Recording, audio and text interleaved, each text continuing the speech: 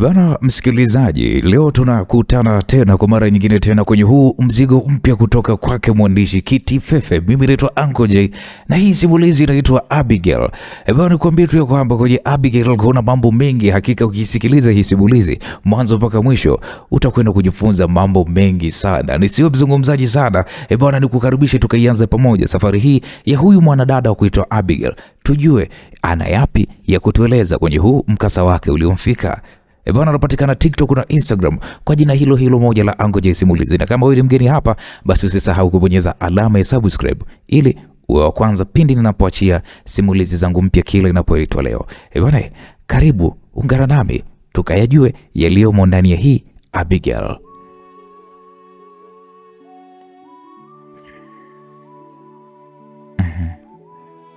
Nakumbuka vizuri hii siku. Ilikuwa ni siku moja hivi majira ya jioni. Nilikuwa niko maeneo ya stendi ya mabasi hapa Dar es Salaam, ambapo mimi na wanafunzi wenzangu tulikuwa tumeshuka kwenye basi la shule lililokuwa limetubeba kutoka shuleni kuturudisha Dar es Salaam kwa ajili ya likizo. Sasa nikaangaza ili nimuone babangu ambaye alikuwa ameniahidi kuja kunichukua ili niweze kwenda naye nyumbani, lakini sikuwa nimefanikiwa kumuona babangu. Ilibidi nimwombe simu mwanafunzi mwenzangu ambaye yeye bado alikuwa yuko pale stendi. Na kesi naye pia atakuwa anamsubiri mtu.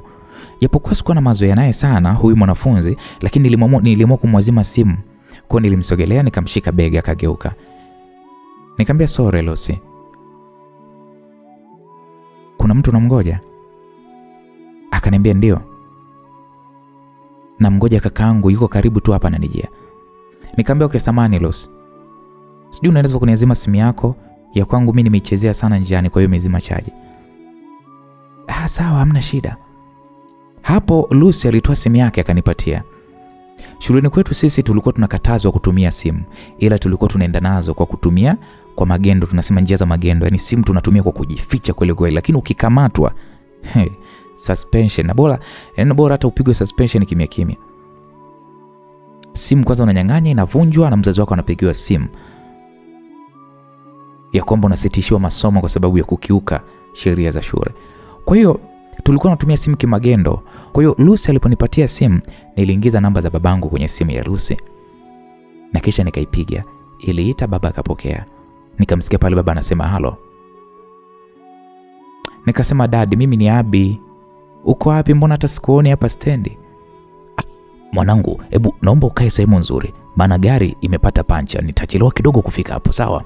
Nikasema jamani dadi, sasa mimi nitakaa hapa mpaka saa ngapi na ukizingatia simu yangu imezima chaji? Na hapa nimeazima tu simu. Baba uko wapi kwani? Niko hapa Tabata relini nakuja mwanangu. Nikamwambia baba, mimi siwezi kuendelea kukaa hapa. Hapo nilikata ile simu kwa hasira na kisha nikamrudishia Lucy. Nilipoongea na simu, kumbe bwana kaka yake na Lucy alikuwa ameshafika kumchukua. Kwa nikamsalimia kaka yake na Lucy na nikamshukuru Lucy kwa kuniazima simu yake. Lucy akaniuliza, we, kwa hiyo utaendaje kwenu? Nikasema nitapanda tu daladala. Sasa kaka yake na Lucy akauliza, kwani kuna nini?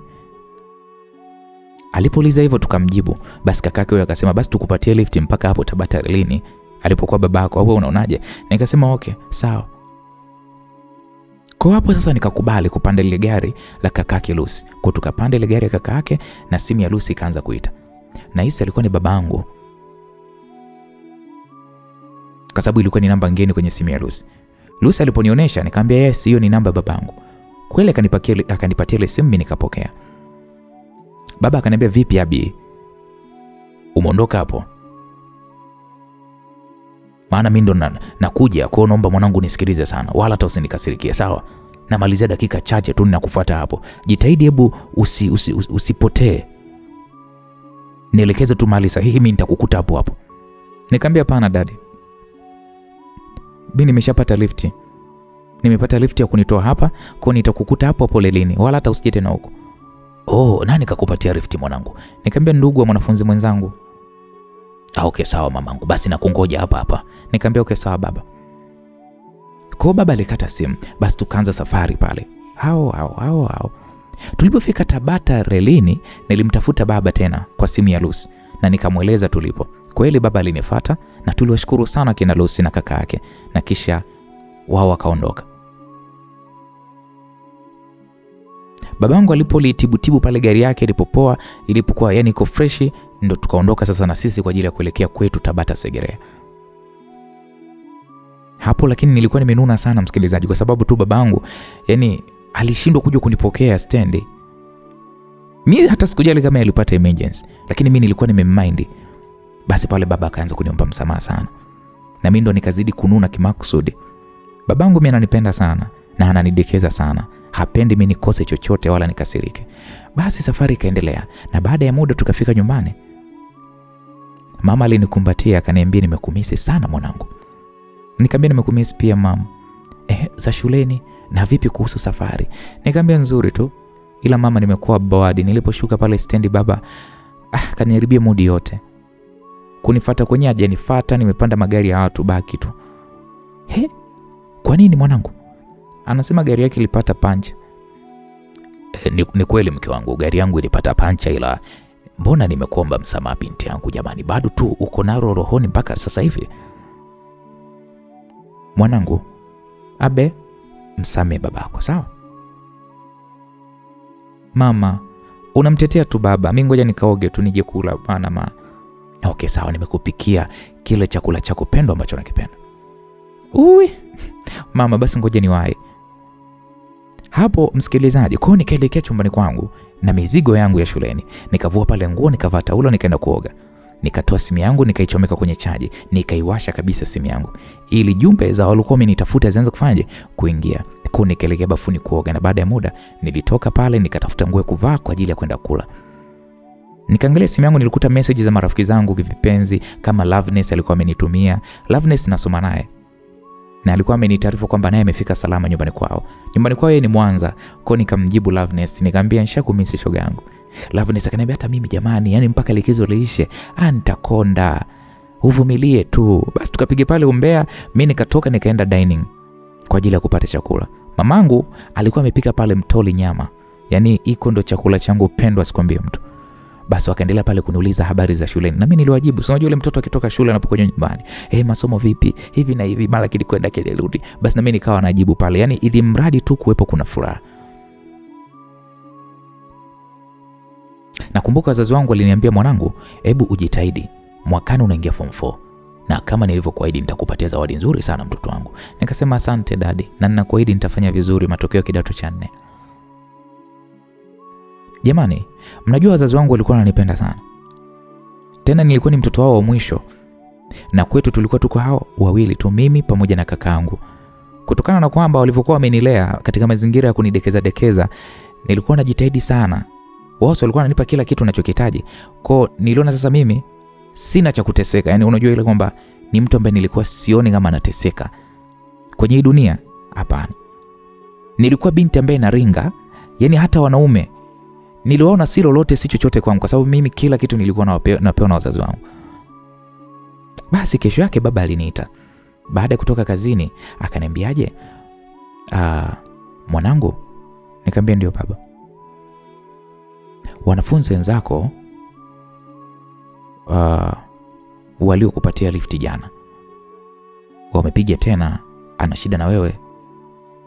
Nikasema mwanafunzi mwenzangu? Baba, ana shida gani na mimi? Au nilisahau kitu kwenye gari lao? Akasema hata sijui. Chukua simu yake, mpigie huyo rafiki yako Lucy. Na kweli mimi nikapiga. Nikasema halo Lucy, vipi? Safi mzima Abigail, uko poa? Nikamwambia niko poa, niambie, umemwambia babangu kwamba una shida na mimi? Ndio Abi, kwanza samahani kwa kumsumbua babako. Nikamwambia hata sijali, niambie tu nakusikiliza. Nilikuwa na shida na namba yako Mwaya. Nikamwambia Lucy, namba yangu? Unajua kwanza nikajiuliza, mtu sina hata mazoea naye huko shuleni, yani hata sio mtu wangu, yani hatuna hiyo bondi. Haya leo hii anataka namba yangu. Kama sitaki ushoga naye.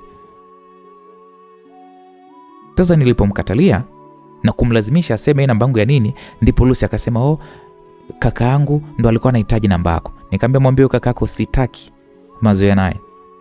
Lakini Abi jamani, sio kwa nia mbaya. Nikasema ndo hivyo hivyo, sio kwa nia mbaya, sio nini. Sitaki mumsumbie babangu tena. Basi sawa. Lucy alionekana kama amepanic of mind. Mimi nikakata ile simu, nikaifuta kabisa namba ya Lucy. Yani asinizoee. anataka kuniletea shobo na kaka yake na Husu. Basi baada ya kipindi cha likizo kuweza kuisha, maana baada ya hapo tulikuwa tumekaa sana nyumbani. Likizo ilipoisha tuliweza kurejea mashuleni na nikawa nimeingia kidato cha 4 sasa. Basi bwana, siku moja tulikuwa tumekaa na rafiki yangu Loveness. Lucy akaja. Hapo sasa ni mazingira ya shuleni jamani. Lucy akaja. Mambo zenu? Nikamwambia poa. Abi samani, naomba kuongea na wewe. Nikamwambia ongea na kusikiliza. Na kuomba pembeni kidogo tuongee. Nikamwambia kwani kuongea hapo kuna nini? Au siri gani hiyo? Siri gani unataka kuniambia? Sasa Loveness akaniambia wewe nawe Abi uende bwana, shoga yangu naenda kumsikiliza mwenzio. Sasa Loveness alivyoniambia, kwa sababu ndio shoga yangu wa ukweli, basi nikanyanyuka kwa ajili ya kwenda kumsikiliza Lucy. Nikamwambia Lucy, niambie ulichonitia. Samani mwaya, mimi bado kakangu ananisumbua sana, anahitaji mawasiliano na wewe. Nikamwambia kwani mimi nilikwambiaje kuhusu kakako? Ulisema kwamba utaki. Nikasema sasa nini tena ambacho hapo hamjaelewa? Hebu niacheni bwana, msinichoshe, sijui naelewa. Hebu niacheni wewe na kakako mnikome. Hapo nikamwacha Lucy pale. Alikuwa ameduaa tu, mimi nikarudi alipokuwa shoga yangu Loveness. Loveness akaniuliza kwani kakwambia nini? Mimi hapo nikamodithia kila kitu Loveness. Loveness akaniambia wewe ungemsikiliza huyo kakake ujue anasemaje. Ila mimi ninachokijua huyo mkaka huyo anataka tu kukutongoza. Wewe msikilize. Kwani vichambo shoga yangu umeshiwa, utamchamba mpaka atakoma. Lakini unapomsema huyu Lucy huenda asifikishe ujumbe wako kwa kakake. Kwa hiyo kubali, alafu mchambe huyo kakake direct. Nikasema akasema nikasema okay, ngoja nifanye hivyo. Nitampa kichambo mpaka kimuingie. Basi baadaye bwana nikamfuata Lucy, nikampatia kikaratasi chenye namba yangu. Nilikuwa nimemwandikia namba yangu ya simu. Nikamwambia sikiliza, mwambie kakako anitafute saa 6 usiku. Lucy alifurahi, haya asante sana sijui na nini. Kumbe kujua mimi kakake nilikuwa nimemplania kitu gani. Usiku huo kweli bwana, huyu kakake na Lucy akanitafuta. Akajitambulisha eti kwamba anaitwa Romain, sijui eti mimi naitwa Romain. Akaanza kuniambia sijui ndo ndugu yake na Lucy. Nikamwambia nenda kwenye point baba. Mimi mambo kujitambulisha wewe kama mchungaji hapa sihitaji. Nenda kwenye point, shida yako ni nini? Sitaki ujinga mimi. Sasa hapo huyu mkaka akaanza kuniambia eti amevutiwa na mie, eti anaomba sana ukaribu na mimi, maana sijui anahisi sijui ananipenda sana, anaamini ipo siku sijui nitakuwa mke wake. Jamani, yani zile soga za kizamani. Unajua sijui toka ile siku nilipokuona pale stendi, yani hata nikinywa maji na kuona kwenye glasi mwenzio, ugali haupiti kooni, dagando hazipandi kabisa, maharage ndo nikila yani tumbo linauma, yote ni kwa sababu yako. Ndio nilicheka. Kwanza nikamjibu, nikamwambia sikiliza. Yaani sihitaji hayo mambo mengine. Sijui yani sihitaji hata chochote uongewe. Sawa? Jamani nilimjibu lakini mkaka nye alikuwa komi. Kila siku akawa ananitafuta. Ananisisitiza eti nisome. Nikaona unayajichosha huyu. Wazazi wangu mimi washanihimiza sana masuala ya kusoma. Asiniletee kihelehele chake hapa. Yeye kama nani kunihimiza mimi masuala ya kusoma? Si ana mdogo wake Lucy, kwani asimuhimize Lucy anihimize mimi na undugu naye? Sasa siku moja bwana, ilikuwa ni siku ya Jumamosi. Yule mkaka nyaka nitafuta tena, akaanza kuniambia, najua kwa sasa uko busy sana na masomo, natamani ukishamaliza mitihani urudi kwenu, kuna kitu natamani sana. Nikamwambia kitu gani? Natamani tu meet kidogo nini tuongee, kuna mengi sana ya kukwambia, nataka nikwambie. Nikamwambia sikiliza mkaka, sidhani kama hilo linawezekana la mimi kuonana na wewe. Alafu hebu acha kujichosha kakaangu. Kiukweli yani sina mpango kabisa. Alafu pia kwetu tunabanwa sana, kwa hiyo siruhusiwi kuwa nje ya nyumbani kwa zaidi ya dakika 10. Katika hizo dakika 1440 za masaa 24 siku nzima, siruhusiwi hata dakika 10 tu kuwa nje ya nyumbani. Haya, nikikupa hizo dakika 10 zitatosha kuongea nini wewe na mimi? Lakini Abi, mimi hizo dakika mimi zinanitosha. Kwanza dakika 10 nyingi sana. Mimi nipe dakika 5 tu. Maana unakuwa mgumu, lakini naomba uniamini, ipo siku tu mimi naamini utanipa siku zaidi hata siku nzima. Utanipa hata masaa 10 lakini mimi hata hizo dakika 5 tu kwanza hapa mwanzoni mimi zitanitosha. Nikamwambia sawa, endelea kujifariji hivyo. Nye kuna wanaume ving'ang'anizi, ila huyo alikuwa ni king'ang'a. Niliendelea zangu pale kujisomea kwa ajili ya mitihani mpaka ilipofika wakati wa kufanya graduation kidato cha 4 na wazazi wangu walikuja kuniletea zawadi shuleni. Ila kuna mwanafunzi mmoja alikuja kuniletea box la zawadi na hakuniambia box hilo limetoka kwa nani, kwa maana pale shuleni kulikuwa kuna wanafunzi na walimu waliokuwa wananitongozaga kusema ule kweli. Kwa nikajua lazima atakuwa ni mmoja wapo, huenda akawa ni mwalimu au akawa mwanafunzi mwenzangu ameletea hii zawadi. Kwa mimi nikawakabidhi wazazi wangu ile zawadi, warudi nazo wapi? Nyumbani. Nitazifungua nikisharudi baada ya NECTA. Basi tukafanya pale mitihani salama na tukarejea nyumbani. Nikafungua yale mazawadi nilikuwa nimepewa siku ya graduation. Vilikuwa ni vitu mbalimbali, nyinyi nilifurahia hatari. Nikafungua ile zawadi kutoka kwa mtu asiyejulikana. Ilikuwa ni kadi ya kunitakia mafanikio mema kwenye mitihani yangu. Na iliambatanishwa na saa nzuri sana rangi ya pink, ilikuwa imetoka kwa Roman. Unajua kwanza nilijikuta na Sonya, alafu ile kadi kwanza pale nikaichana. Unajua mpaka ile line yangu ya simu nilivunja, nikasajili line nyingine kwa sababu sikutaka kabisa kuwasiliana na watu wa shuleni. Zaidi ya Loveness tu ambaye ni rafiki yangu kipenzi. Hata huyo Roman huyo sikuwa na mpango naye kabisa. Sikuwa na mpango naye. Kwa niliendelea kwa nyumbani. Brother yangu alirudi nyumbani, maana alikuwa ameenda Zanzibar. Alihamishiwa kikazi kwa muda tu. Yeye ni Mjeda na nikamwambia bro. Nikamwambia sasa kaka, siku moja kanitembeza huko Zenji. Mimi nimechoka kukaa huko nyumbani. Bro wangu akaniambia sister, wala hata usijali, nitakupeleka ukatembee. Nikamwambia okay sawa brother. Na ndio maana nakupenda yani. Akasema nakupenda pia mdogo wangu. Alafu leo jioni nikirudi tutaenda sehemu tukatembee. Nikamwambia sawa kaka, kazi njema. Akaniambia asante. Nanyi pia mshinde salama hapa nyumbani. Nikamwambia okay poa bro. Kwa kaka kaondoka zake. Na ilipofika majira ya saa 7 za mchana, bro alinitext. Akaniuliza umekula?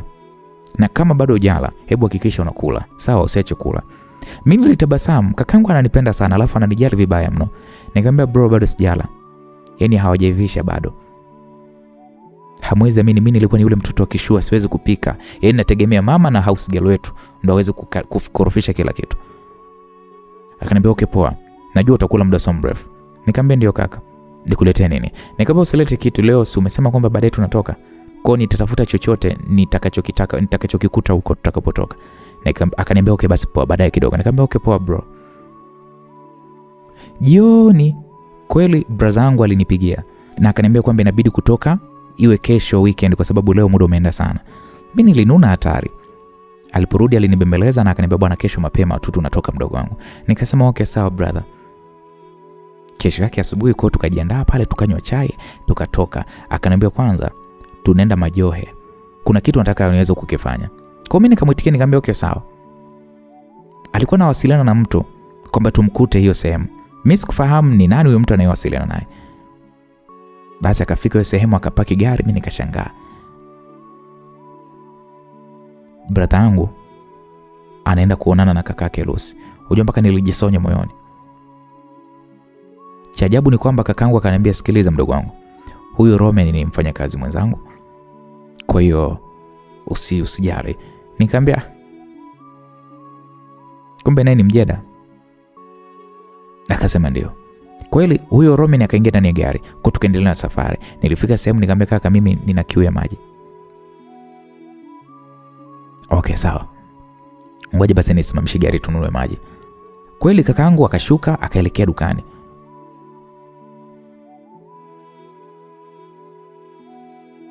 Roman akasema nilidhani anakupa hela ukanunue.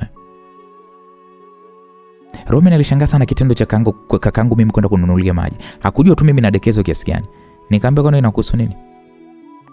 Hamna shida, ila tu nimefurahi kukuona bwana. Kumbe wewe ni mdogo wa mwanajeshi mwenzangu eh. Nikamwambia ulivyojua sasa imekuongezea nini kwenye maisha yako? Nimefurahi tu. Alafu kwa nini namba yako haipatikani? Nikamwambia sihitaji mawasiliano na wewe. Kwa nini lakini? Nikamwambia sina muda wa kukujibu maswali yako. Hapo sasa kaka akawa amerudi. Akanipa maji nikanywa, tukaendelea na safari. Tulifika huko Majoe, nikaenda kuonyeshwa kiwanja ya kwamba kakangu ameninunulia. Kilikuwa ni kiwanja cha Roman. Yaani Roman ndo akawa amemuuzia kakangu na hati pale imewekwa jina langu. Nilifurahi sana, ila nikamwambia mbona umewahi sana kuninunulia, mimi bado ni mdogo, alafu kikikaa hivi si watu watakimega. Usijali mdogo wangu, hiki kiwanja tutakijengea fence. Kiwanja hiki ni uwekezaji mzuri. Ikipita muda kama utataka kukiuza, manake kitakuwa kimeshapanda bei. Kwa hata ukiuza utauza hela nzuri. Hapo nilimshukuru sana bro wangu. Tukaenda sehemu kwa ajili ya kupata kula. Tukiwa na Roman hapo. Mimi nilichukua pale chips, mishkaki, wao walikula wali samaki. Roman akawa ananiangalia sana nilivyokuwa nakula. Nikasema huyu ananiondolea ule ujasiri, yani nakuwa sipo comfortable. Basi tukamaliza kula pale, tukaagana naye. Tukarejea nyumbani. Mimi nikaanza kumuuliza kaka kuhusu Roman. Nikamwambia kaka, yule rafiki yako ni mtu aina gani? Yule ni mstaarabu sana. Na ana upendo, yuko very humble. Kwa nini umeniuliza hilo swali? Nikamwambia bro, nimekuuliza tu kwa sababu waliwahi kunipatia lift wakiwa na mdogo wake tuliposhuka kutoka shuleni. Ya. Unajua huyu jamaa yuko vizuri. Siwajua tena kakako, mimi siwezi kuwa na marafiki wa ajabu. Nikamwambia okay sawa bro, nimekuelewa. Msikilizaji, uweze amini, nilianza kumfikiria Roman. Maana nilikuwa na waogopa wanaume sana. Lakini kwa kuwa huyu anajuana na kakangu, sijui anakuwa na unafuu, lakini nikasema okay it's fine. Kwa hiyo niliamua kuiba sasa namba yake ili nimtafute, maana nilikuwa nimeshafutaga namba yake. Kwa hiyo nikamwomba kaka simu yake nitafute namba ya Roman. Nilitafuta pale, hata sikuona hilo jina la Roman. Niliamua kuangalia chat, maana nilijua walichat. Nilijua tu lazima watakuwa wamechat na Roman. Na lazima tu itakuwepo kwenye recent chat, yani chat ambazo za hivi karibuni. Nilikuta kumbe pale amemsave man. Nilichukua pale nikaikopi kwenye simu yangu, nikarudisha simu ya kaka. Nilimpigia. Ilikuwa ni majira ya saa 4 hivi, nikampigia Roman. Akasema yes hello, naongea na nani? Nikamwambia mimi Abigail. Nilijua tu utanipigia. Nikamwambia unaanza masifa Kwa hiyo nimejirahisisha kwako kukupigia, sina maana yake. Hapana, sijamaanisha hivyo. Vipi za mitihani? Nikamwambia tutazijua baada ya matokeo. Wewe binti unajua na maneno sana. Haya okay, niambie. Sina cha kukwambia. Kwa hiyo umepiga simu ya nini? Ili upate namba yangu. Alafu ni kweli, unajua nilikuwa nahitaji unipigie. Asante Abi. Vipi zawadi? Uliipenda? Zawadi gani? Ile saa au yale maneno ambayo hata kwenye kanga yapo? Vyote tu kama ulivipenda. Hakuna nilichokipenda. Maneno sijaona kipya, ile saa ipo kwenye kabati tu. Kwa kwani nayo kama ile kakangu mimi alishanunuliaga. Okay sawa. Ungependa kitu gani kutoka kwangu ambacho utakipenda zaidi? Fikiria wewe mwenyewe ambacho kitakuwa ni unique, ambacho bado labda sijawahi kupewa na wazazi wangu. Okay. Sawa, nimekuelewa. Okay poa. Hapo nilimkatia simu. Akapiga yeye. Akasema Abigail, mbona umekata simu? Napenda jinsi unavyoongea. Tafadhali bwana, hebu tuongee kidogo. Nikamwambia mimi na usingizi, nahitaji kupumzika, labda kesho, bye. Okay, wewe na siku mwema basi, cha ujeuri.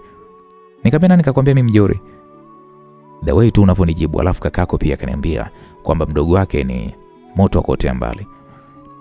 Kumbe waga unanichunguzaga, yes ndivyo Sio mbaya. Mimi nimekuelewa hivyo wala hata usijali. Okay, bye. Okay sawa, but elewa kitu kimoja. Nakupenda na nakuhitaji. Nikabebi mdogo wako.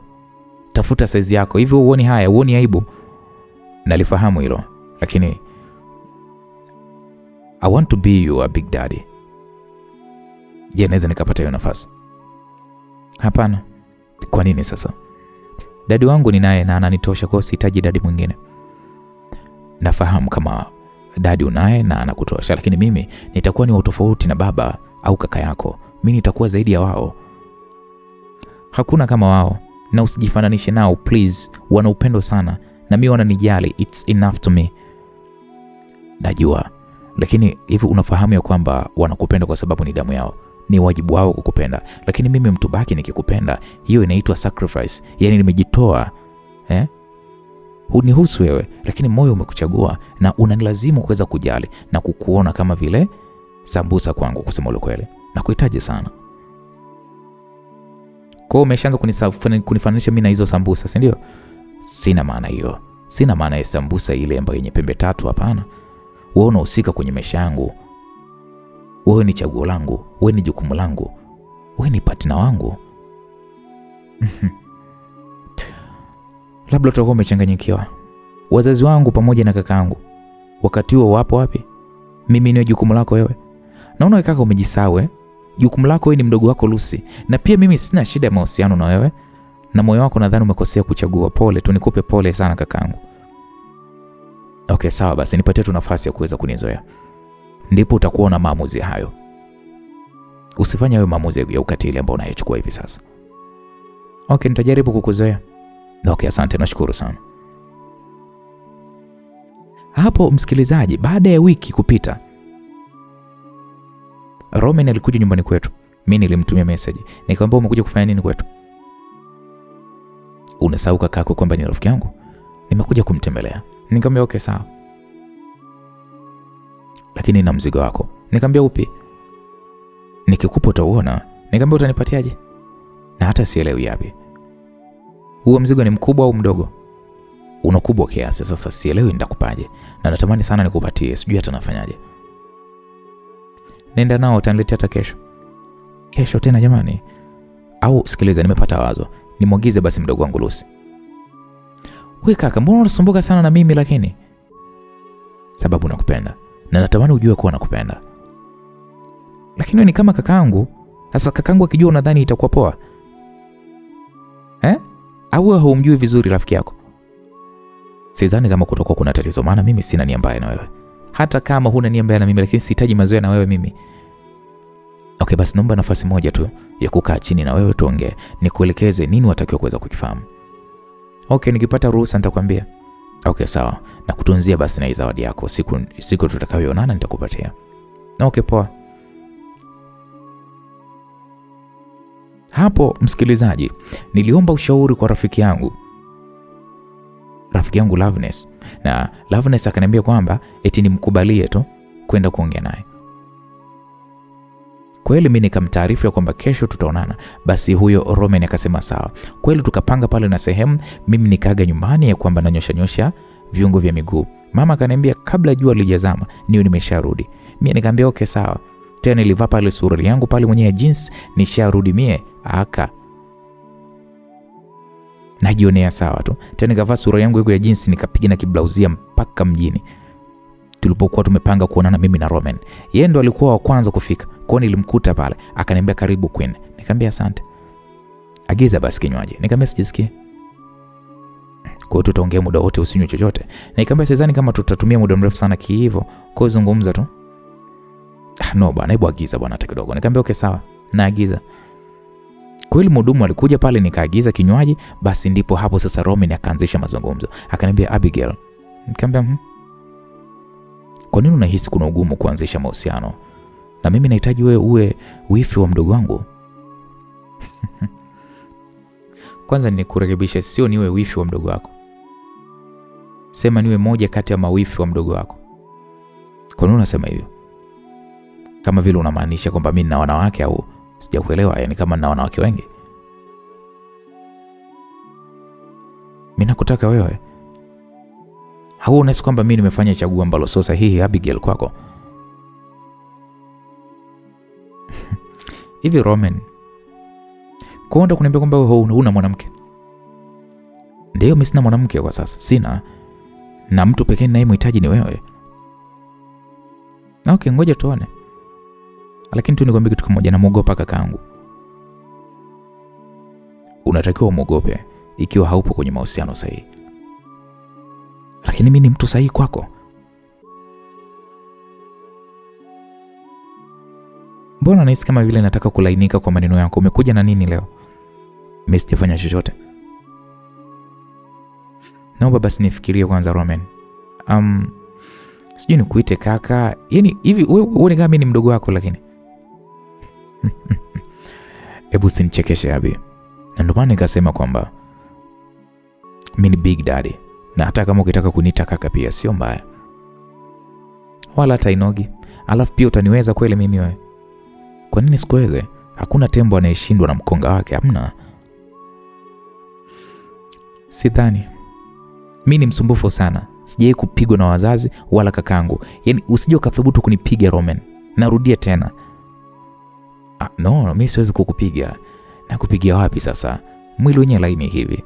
Unapaswa kubembelezwa, unapaswa uweze kudekezwa mtoto wa kike. Okay. Alafu pia sipendi kufokewa. Nisikilize Abi, mimi yote hayo sitofanya. Sitokufokea, sitokupigia. Okay, sawa, nahitaji kuondoka. Nikichelewa ataninyima tena ruhusa ya kuondoka nyumbani. Okay, sawa, nimefurahi sana kwa hii nafasi unaweza kunipatia. Okay, acha basi nikupeleke. No. Asije kaka akatuona. Okay, sawa basi Maisambusa, ngoja basi nikukodie taxi. Kweli nikarudi nyumbani hiyo siku, lakini nilikuwa nina hisia fulani ya kwamba najibana sana. Yaani kwa nini nisingie kwenye mahusiano tu? Roman alinipa mfuko wa zawadi. Niliufungua. Lilikuwa ni gauni limechanganyikana rangi. Kulikuwa kuna rangi nyeupe kwa juu na chini kulikuwa kuna rangi ya pinki.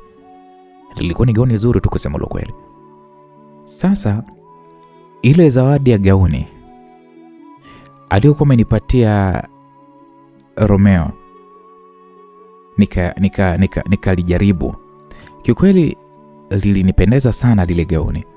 Na vile napenda rangi ya pink, yani alikuwa amejuaje huyu kaka? Nikasema okay, acha tu nitoe asante jamani. Huu jeuri huu nikaona hapana, nikiendelea nao hautonifikisha popote. Kwa hiyo nikamtext, nikamwambia hey Roman, thanks for the gift. Asante kwa hii zawadi. Akasema okay, asante kwa kushukuru. Vipi, umelipenda? Nikamwambia ndio, tena pink ndo rangi yangu favorite. Naipenda sana. Akasema mbona sasa saa hukuipenda? Na ilikuwa ni saa rangi ya pink. Kwa umeanza kunisema? Akasema no, hapana. Nikamwambia okay, sawa. Abi, tafadhali hebu usisahau ya kuwa nakupenda sana. Okay, nakupenda na mimi. And nimekubali kuwa na wewe. What? Hivi unachokisema ni kweli Abi? Ndio, nimekubali kuwa na wewe. Asa, unajua nimefurahi sana kusikia hivyo. Na nakuahidi utaenjoy sana kuwa na mimi. Na hautojutia kwenye maisha yako kunichagua mimi. Huo usiku nilikuwa namuwaza sana Roman. Yaani kama vile kwamba nilishaanza kumpenda haswa. Basi nikamwambia kakaangu kwamba kesho mimi nataka nikabandike kucha. Utanipeleka? Akasema ya, tutaenda. Sasa wakati naongea na bro, mama akaingilia pale kati. Akasema ubandike kucha za nini? Nikasema mama, si urembo. Urembo? Abi, sitaki ufanye hivyo. Kwanza kuanzia leo unatakiwa utusaidie vijikazi. Na inatakiwa uoshe vyombo. Sasa hivyo vyombo unaoshaji ukiwa unabandika hayo makucha yako? Utaoshaji vyombo? Nikamwambia mama, ongeza sauti, sijakusikia. Sijakuelewa. Mama akaniambia kuanzia sasa hivi uwe unaosha vyombo. Hujaelewa kitu gani hapo? Nikamwambia mama, tangu lini mimi nikaosha vyombo? Ndio utajifunza. Yaani utajifunza wakati huu upo likizo. Sio vibaya, uwe unamsaidia dada kazi. Nikasema mama, kwani nimsaidie? Yaani kama vile mnaona kama vile kwani kazi zinamzidia? Kama kazi zinamzidia peke yake, si mumuongezee mdada mwingine. Mama, mimi vyombo sioshi. Na kaka kesho unanipeleka au nipeleke? Nitakupeleka mdogo wangu. Sasa mama akadakia akasema ukimpeleka huyo asirudi na makucha hapa nyumbani. Mama, naona unayetafuta maneno. Mwanao mwenyewe umeshamzoea. Vitu kama hivyo tena afu leo tena uanze kuleta sheria mpya. Atakuelewa kweli mama? Hakika huyu mtoto mimi nimemlea vibaya kweli huyu. Nikamwambia kaka, nitaenda mimi mwenyewe, hata usihangaike kunipeleka. Kwa sababu tu yani mnaona dadi kasafiri, basi ndio mnaanza kuninyanyasa. Nitaenda mimi mwenyewe. Usiseme kwamba tunakunyanyasa. Ni mama yako tu ndiye anayekunyanyasa. Mimi niko pamoja nawe mdogo wangu, kwa hiyo nitakupeleka tu dogo, hata usiwaze. Nikamwambia kasihitaji unipeleke. Hapo nikanyanyuka nikaenda chumbani. Mama akasema huyu mtoto kazi ninayo. Mama huko nyuma alisema akiwa amekasirika kweli kweli, lakini mimi ndo nilikasirika kitendo cha mama kumkataza kakangu kunipeleka mimi kwenda kutengeneza kucha. Kwa hiyo nilimpigia Roman. Roman akasema pale, my girl za muda. Nikamwambia mbaya. Kwa nini tena? Nikamwambia kwani kesho una ratiba gani? Nitakuwa tu nyumbani tu. Kwa nini umesema kwamba siku yako ni mbaya leo? Ni home tu hapa ameniudhi. Mimi sipendi kusimangwa. Wamefanyaje tena Abi wangu? Hebu niambie wamekufanyaje? achana nawe bwana. Kesho unaweza kunipeleka kutengeneza kucha zangu?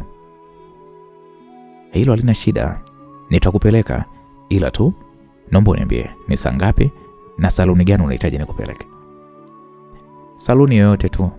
Ila muda ni majira ya saa 4 after breakfast.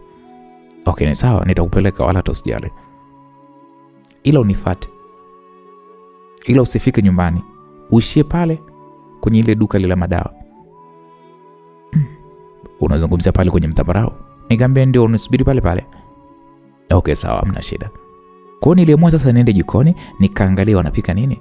Kama kinachopikwa sikipendi nikanunua zangu chips. Kwa nilienda jikoni nikakuta pale mdada wetu wa kazi alikuwa anamenya viazi kwa ajili ya chips. Niliona okay, nichukue kisu kingine nimsaidie. Nikaanza pale na mikumenya vile viazi. Kiazi kimoja tu sijamaliza. Yule dada akasema, "Abi, unachimba iko kiazi?" Nikamwambia nachimba. Nachimba nini wakati mimi nakimenya kiazi jamani? Sasa hapo nilikuwa sijamuelewa mdada alikuwa amemaanisha nini. Lakini huyu mdada house girl akaniambia unavomenya unakuwa unachukua sana layer kubwa mno. Yaani kiazi unakimega sana. Nikasema, yaani kwa hiyo nakosea, si ndio? Akaniambia ndio. Nikamwambia mimi siwezi dada. Yaani hapa tu kwenyewe nimejitahidi. Yaani kwenye hapa tu nimefanya hivi nimejitahidi na hapo sijijikata mpaka sasa hivi. Sasa yule house girl akacheka akasema basi acha mdogo wangu. Ukae tu unipigishe story kama kawaida yako nitavimenya mimi mwenyewe. Basi mimi nikabaki pale jikoni na dada wa kazi nikawa nampigisha tu story mpaka alipomaliza kuandaa zile chips na mimi nilimsaidia kutenga pale tukaanza kula na then ndo nikaondoka zangu kwa ajili ya kwenda kulala. Kesho yake asubuhi na mapema niliamka na kujiandaa ili niende na Roman kwa ajili ya kwenda kutengeneza kucha. Kwa hiyo nilimwaga pale brother na brother alinipa hela maana alisema kwamba anipeleke, mimi nikagoma. Mama alikubali tu maana mtoto mwenyewe mimi ndo mbishi bala. Kwa hiyo nikawasiliana na Roman nikamkuta pale nilipokuwa nimemwambia. Roman akanisifia akaniambia umependeza sana Abi. Nikamwambia thank you. Lakini umevaa nguo fupi sana jamani. Yaani mpaka mimi sasa ndio naona wivu. Nikamwambia kwa ulitaka nivae nini? Ungevaa tu sketi ndefu kidogo. Hapo uone jinsi gani huko saluni itakuwa ni shida. Sasa mbona mimi sina nguo ndefu? Nafuata hizo nguo ndefu zenye siziwezi. Kwa nini yani? Kwa wewe huvagi nguo ndefu, si ndio? Ndio bwana, zinaniwasha nguo ndefu. Kwangu mimi labda suruali. Kwa hiyo huna hata nguo moja, yani hata gauni sketi ndefu wewe hauna? Ndio sina. Labda ile gauni ulioniletea wewe lile. Aise. Unajua siridhiki tukienda umevaa hivi. Kwani kuna kitu ambacho wewe hujui? Hivi mimi ndo nilivyozoea, unapaswa kuweza kunikubali hivi nilivyo. And the next time nitavaa suruali basi vile ambavyo unataka. Okay, sawa basi acha tuende. Alafu hivi ulimaanisha ile siku kuniambia kwamba umekubali kuwa na mimi? Ndio. Nilimaanisha. Hapo nilimjibu Roman huku nikiwa naangalia chini kwa aibu. Akaniambia okay, thank you Abi. Kwa hapo akanishika kidevu. Akaninyanyua sura yangu. Akanipiga busu kwenye komwe langu. Aibu ndo zilizidi, sijawahi kuruhusu mimi mwanaume yote anifanyie hiki kitu. Nikamwambia naomba tuende, kaka anaweza akapita hapa kaona gari lako. Okay, sawa. Kwanza jana walikuudhi kitu gani? Nilimwambia kaka nipeleke kutengeneza kucha, mama akamkataza. Kwa nini sasa? Basi tu mama aliamua. Ila kaka amenipa hela leo kwa ajili ya kutengeneza hizo kucha. Okay, hiyo pesa wewe baki nayo, mimi nitakulipia. Kweli? Ya, wewe ni jukumu langu. Watakachokunyima mimi nitafanya kwa ajili yako. Asante sana. Ila huwa sipendi unavyoniita mimi sambusa. Sasa hilo ndio limeshakuwa confirmed. Maana hata kwenye simu pia na wenyewe nimekusave hivyo sambusa. Sitaki bana. Kweli tena mimi nakwambia. Okay, hivi wewe unakaa mwenyewe kweli wewe? Ya, nipo mwenyewe tu. Unajua kuna wakati nilikuwa naishi na girl na ninachokumbuka ni kwamba tulibreak up, tuliachana. Kwa hiyo niko tu mimi mwenyewe. Sometimes nakuwa tu na Lucy ambaye ni dada yangu, akichoka kukaa na wazazi ndo anakuja kukaa. Lakini vipi, unataka kuja kupajua kwangu ama? Ya, lakini sio leo. Labda wiki ijayo. Okay. Ni sawa. Hakuna tatizo, utapajua tu. Kweli Roman alinipeleka nikatengeneza kucha, kisha nikarudi nyumbani kwa ajili ya kuja sasa kuwaringishia. Nikamwambia bro, asante sana. Kucha zangu sasa ziko tayari, zimependeza. Bro akaniambia okay poa mdogo wangu, umependeza sana. Mama akadakia akasema, kwa hiyo hapo unaona raha mwenyewe? Nikasema sana tu mama.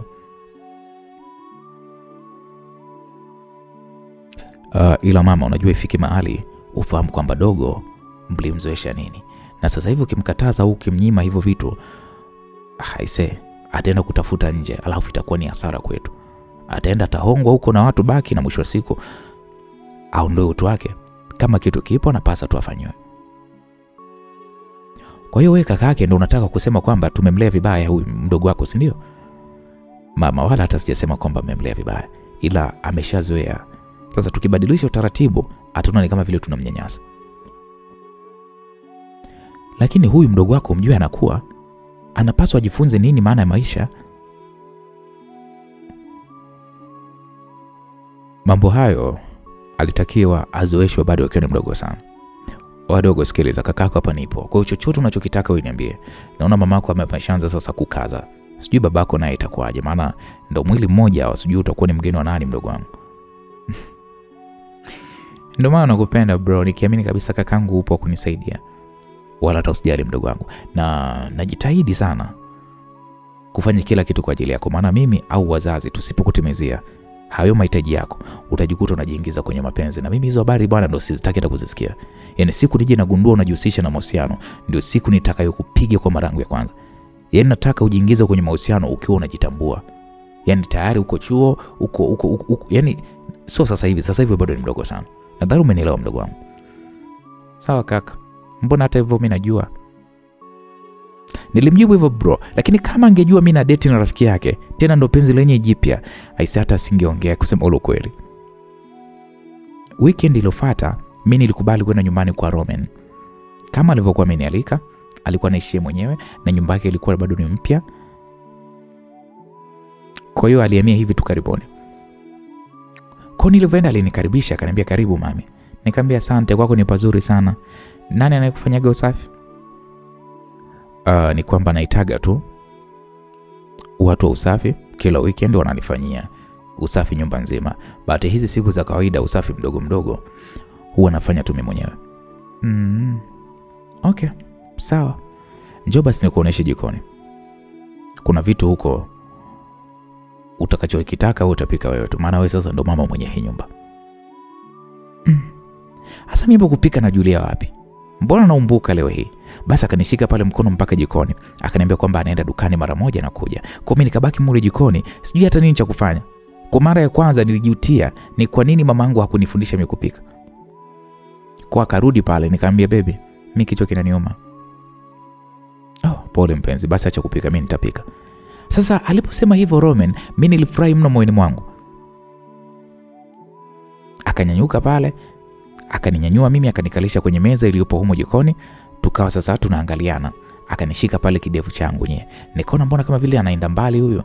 Nikajifanya kama vile kichwa kinaniuma. Akaniambia basi okay, acha tu nikupeleke upumzike kitandani. Mimi hapa ninakupikia chapu tu kwa haraka. Kwa sasa kanibeba mpaka huko bedroom yake huko, na kisha akaniambia ngoja nikufuatie painkiller, yani dawa za maumivu ya kichwa ili kichwa kidogo kiweze kutulia. Nikamwambia okay sawa. Kweli alinifuatia, ilibidi ninywe ili amini kwamba mimi naumwa, lakini hata nilikuwa hata siumwi. Kwa alienda pale akapika, akaja pale akaniamsha tule. Nikamwambia asante kwa chakula. Mimi naomba nirudi nyumbani, but nikusaidie kwanza kuosha vyombo.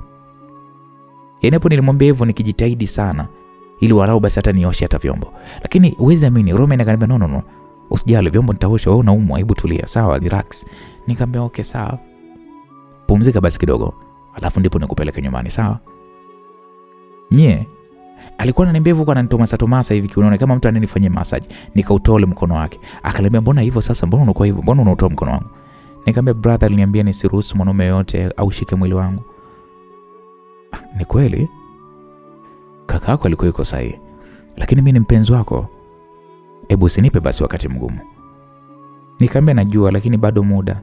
Labda nikuzoezoe kwanza. Okay sawa. Mimi nitasubiri wala usijali. Kweli nikarudi nyumbani. Hiyo siku niliyokuwa nimenyongonyea kidogo kusema ukweli. Nilimfuata dada yetu wa kazi nikamuuliza eti dada, kwani lazima mtoto wa kike ajue kupika? Akaniambia ndio mdogo wangu, lazima ujue kupika. Akasema na mwanaume anaweza akakuacha hivi kisa ujue kupika? Nilipomuuliza hilo swali, huyu dada wetu wa kazi akaniambia inategemeana tu na huyo mwanaume. Kuto kujua kupika sio kwamba ndo big deal, hapana. Unaweza usijue kupika lakini na maisha mengine yakaendelea na mwanaume akakupenda. Nikasema okay sawa dada. Dada huyu akaniuliza vipi, kuna tatizo mdogo wangu? Nikamwambia wala hata hapana, hamna tatizo. Akaniambia okay sawa. Kwa mimi nilimtafuta Roman, akawa ananiuliza kwamba nitaenda lini tena kwake, na mimi nikamjibu sijajua, ila tu nitamtafuta.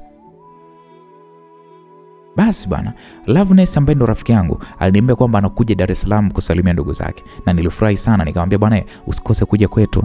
Kwa Loveness naye alikubali. Alipokuja tu Dar nilimuelekeza nyumbani kwetu, nilienda kumpokea stendi, nikaenda naye mpaka nyumbani, na nyumbani akakaa kama siku 2. Siku ya 3 ikabidi sasa aondoke. Kwa nilimsindikiza na mimi pale nyumbani, nilipewa ruhusa ya kulala huko kwa kina Loveness. Nilipewa ruhusa ya siku hiyo moja. Kwa tulitoka pale na kuanza safari kuelekea huko kwao. Kulikuwa ni kwa aunti yake. Sasa Roman alinipigia simu nikapokea. Nikamwambia big daddy of mine, akasema naam, na mzigo wako bwana. Naelekea kuja mitaa ya kwenu huko. Nikanami ndo natoka nyumbani hapa. Niko na rafiki yangu tunaenda kwao. Basi naomba nitawakuta njiani. Nikamwambia okay poa. Kwa tulitembea mdogo mdogo mpaka tukakutana naye. Nikamwambia Loveness tupande, tukapanda. Mimi nilimtambulisha Loveness kwa Roman. Na ndipo Roman akaniuliza kwamba mnaelekea wapi mama? Nikamwambia tunaelekea kwa huyu rafiki yangu. Lakini mimi nilikuwa na shida na wewe, twende basi nyumbani. Nikamwambia baby hatuwezi kwenda na mtoto wa watu kwako. Inapaswa kwanza nimrudishe kwao, alafu pia ulisema kwamba una mzigo wangu, kumbe upo nyumbani. Nilichokisema ni kingine. Ni nini baby? Hapo Roman akatoa bahasha akanipatia. Akaniambia hiyo ni pesa. Nikamwambia for what? Pesa ya nini? Nimekupa tu. Nikamwambia mimi lakini kakaangu amenikataza. Ila wewe na huyo kakaako hauna hisi kwamba mimi nakuhonga hizo pesa? Wewe ni msichana wangu, kwa ni jukumu langu kukupatia vitu kama hivi. Nikamwambia okay asante big daddy, ila tunaomba basi kwanza tumpeleke rafiki yangu kwao, alafu ndo tuende kwako, ila jioni utanipeleka tena kwao, maana mimi nimepewa ruhusa ya kulala kwao. Sijui utakubali? Hamna tatizo, uwe tuna amani. Kwa hiyo kweli tulimpeleka Loveness mpaka kwao. Basi hapo ndo tukaenda tena kwa Roman. Kwa makubaliano kwamba baadaye tena Roman anirudisha nyumbani kwa Loveness. Basi tulifika pale nyumbani kwa Roman, nakwambia akasema unajua nimekuita, kuna jambo nahitaji kukuambia. Nikamwambia umeniitia nini? Nimekuitia tu hivi tuonane tuzungumze, lakini hakuna cha maana sana. Nilitamani tu nishinde nao leo. Tena ikiwezekana ulale kabisa na mimi. Nikamwambia hapana siwezi baby. Unaogopa nini? Hapa ni kwa mpenzi wako. Anyway, sikufanya kitu chochote. Naona vile kama una wasiwasi kwamba naweza nikakufanya kitu kibaya.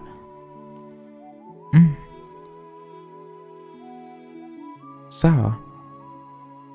Hapo niko na Roman. Loveness akanitumia message. Akaniambia shoga yangu, hivi ulikuwa unakataa hela? Hivi shoga yangu na akili kweli wewe? Nikamwambia bwana mimi sijazoea jamani. Sasa huyo si mpenzi wako wewe naye? Nikasema ndio hivyo tu, naona kama vile kama ni tabia mbaya. Wewe hiyo ni kawaida tu mume wako, mpenzi wako kukupa hela. Nikasema okay sawa baadaye basi. Kwa baadaye utakuja? Nikamwambia ndio nitakuja. Okay sawa basi baadaye. Hapo mara baada ya kuchati na rafiki yangu Loveness, nikamgeukia Roman. Nikamwambia Roman, naomba tu nipeleke kule kwa rafiki yangu, sina hata raha kwa hapa. Kwa nini? Kwani mimi natisha ama ni vipi? Hapana, siko tu comfortable. Okay sawa nitakupeleka. Okay. Ila basi nikupe story. Baby. Ni kuhusu mdogo wangu. Nani Lucy? Ndio. Kafanyaje? Ni mvivu sana. Yaani hawezi kazi yoyote. Sio kupika, sio kufagia. Sijui ni nani atamuona hizo tabia. Hapo nikasema huyu mbona kama vile ananisema mimi huyu. Kwani nikasema kwani lazima mdogo wako juu kupika na kufanya kazi kama hizo? Mbona hayo mambo ni ya kizamani sana? Unadhani kuna mwanaume ataweza kuvumilia kuona mwanamke kama huyo?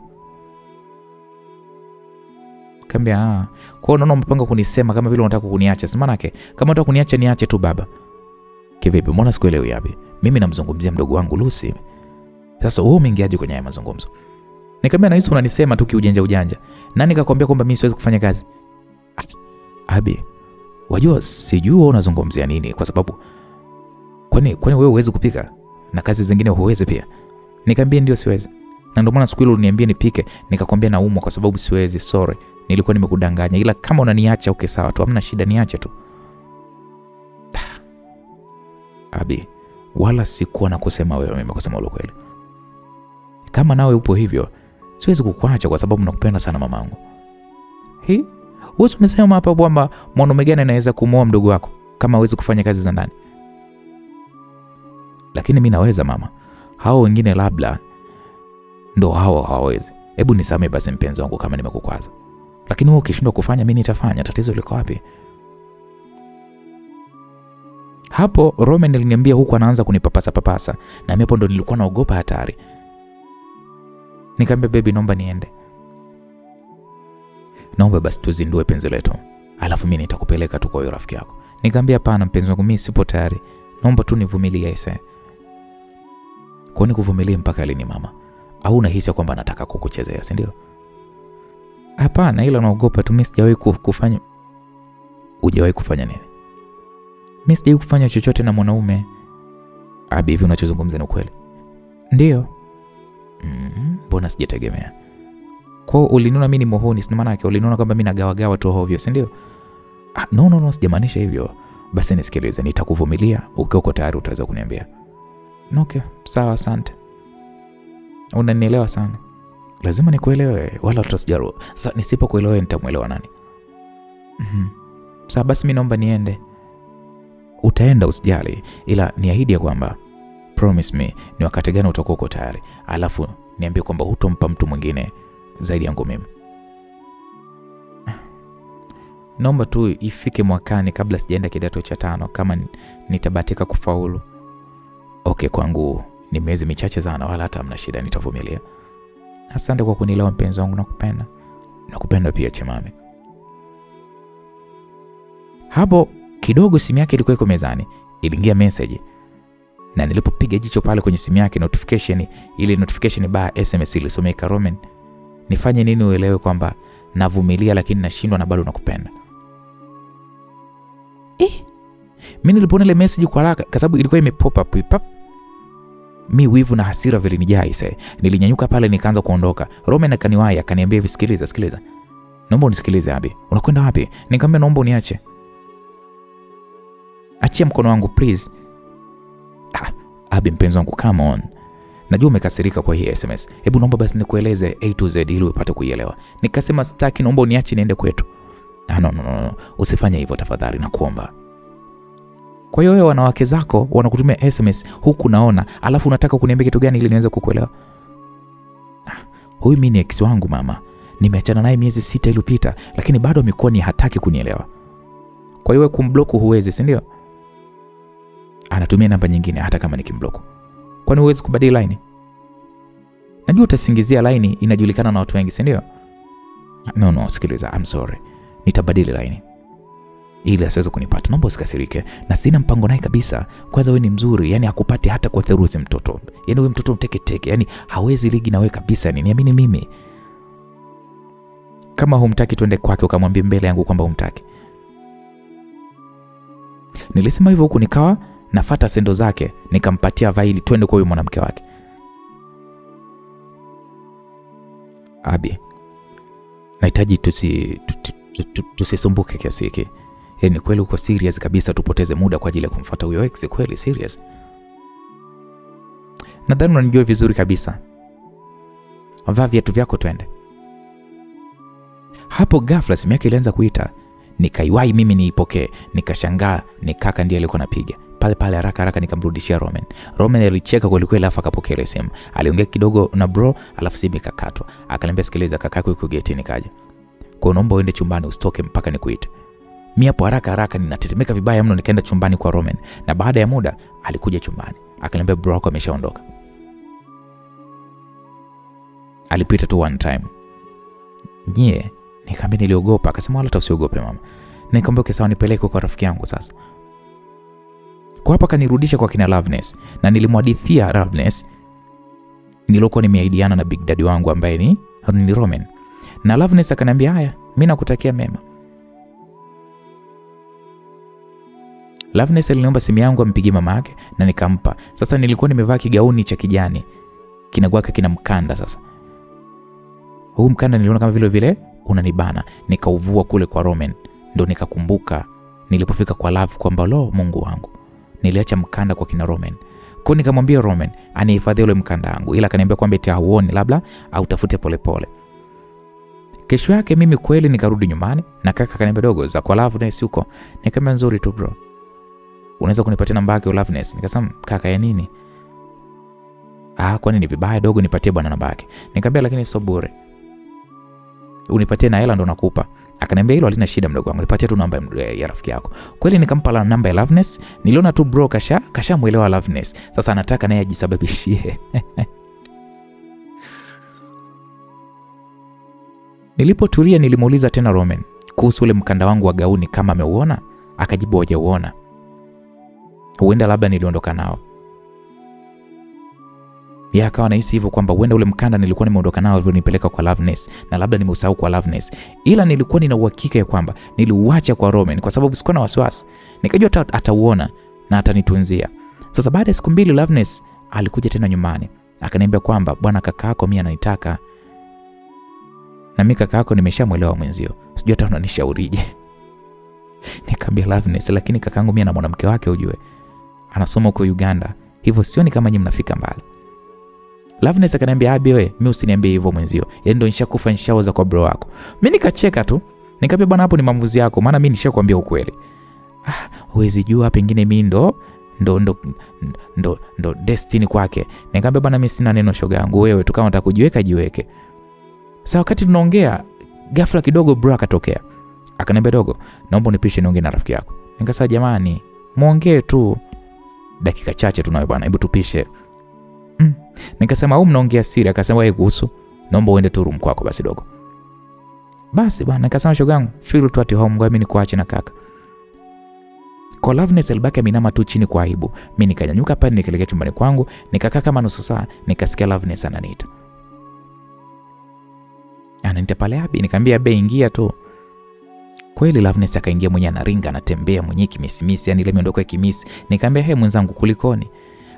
Acha tu, yani furaha nilionayo. Nikamwambia, si unihadithie, kakaangu kakwambia nini?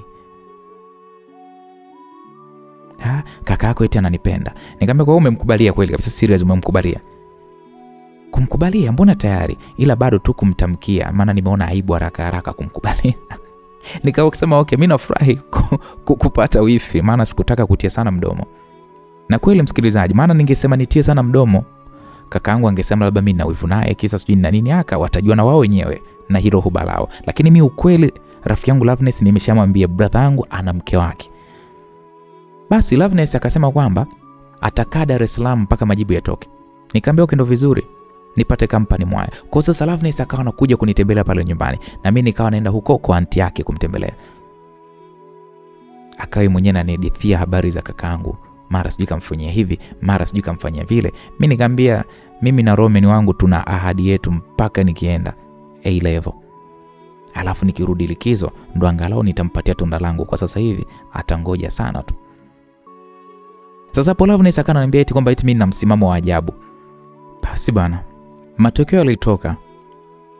Mimi na rafiki yangu tukawa tumefaulu. Kusema ule kweli nilifurahi sana. Hata wazazi wangu pia walifurahi na wakaniambia zawadi walizokuwa wameniahidi watanipatia. Nikasema mimi sina shaka nao. Kabisa. Na hata wasiponipa pia, yani ndo nitakinukisha. Yani kwa sababu uzuri ni kwamba wananijua.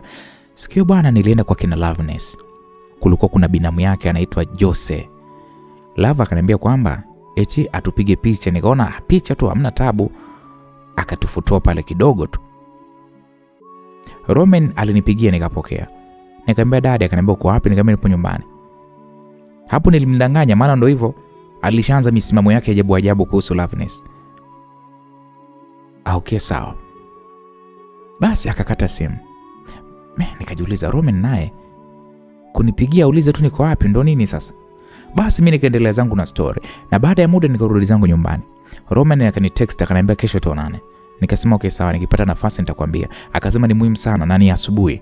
Nikasema sawa, nitajitahidi. Akasema okay poa. Kesho yake mimi niliwaga nyumbani ya kwamba naenda kununua vitu kwa ajili ya maandalizi ya shuleni. Kwa akaniruhusu. Ilikuwa ni weekend nakumbuka, ilikuwa ni siku ya Jumapili. Kwa nilitoka nikaenda kwa Roman. Nikataka kujua anataka kuniambia nini sijui. Sasa nilipofika akaniambia na mazungumzo marefu na mimi. Nikamwambia niambie tu na kusikiliza baba. Roman akaanza kuniambia jana ulikuwa uko wapi? Nikamwambia si nilishakujibu ya kwamba nilikuwa niko nyumbani, uniamini ama ni vipi?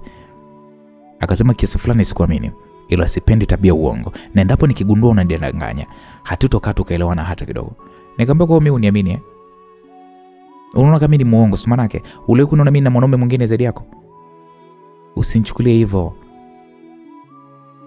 Usinichukulie hivyo mimi. Mbona wewe ulitumiwa SMS na mwanamke ukasingizia ni ex wako na nilimwa kupotezea? Kama unitaki Roman niambie nijue, alafu mimi sijazoea kufokewa. Nadhani unalijua hilo toka siku ya kwanza nakwambia sipendi kufokewa. Okay. Basi Aisha. Mimi na hivyo tu. Unajua nakupenda sana Abigail. Nikamwambia najua Big Daddy. Lakini so ndio uniendeshe hivyo. Sasa mwanzo unaofia sana, ukienda shuleni utanisahau kabisa. Na utaanzisha huko mahusiano. Nikamwambia kwa unanichukuliaje mimi? Kwa unanichukulia mimi ni muone Hapana. Naomba unisamehe mpenzi wangu. Na wala simaanishi hivyo.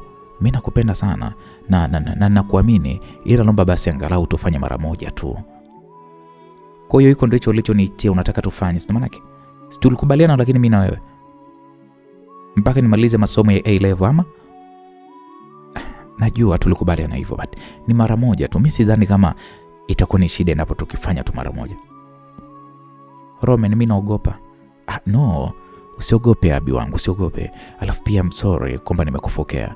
Nitakupatia zawadi nzuri baada ya hapo, na pia sitakufokea tena. I swear to God. Kweli? Ndio. Lakini mimi naogopa. Hupaswi kuhofia. Uko na mimi, unahofia kitu gani? Sawa. Basi tujaribu. Sasa nilipomkubalia huyu mkaka tujaribu hili swala la kukuichi, Loveness akanitext. Akaanza kuniambia kwamba atanimisi sana, likizo ndo ishaisha na tunaenda shule tofauti. Nikamwambia niwe acha tu. Sasa Roman akaniuliza wewe unachat na nani? Nikamwambia nachat na Loveness.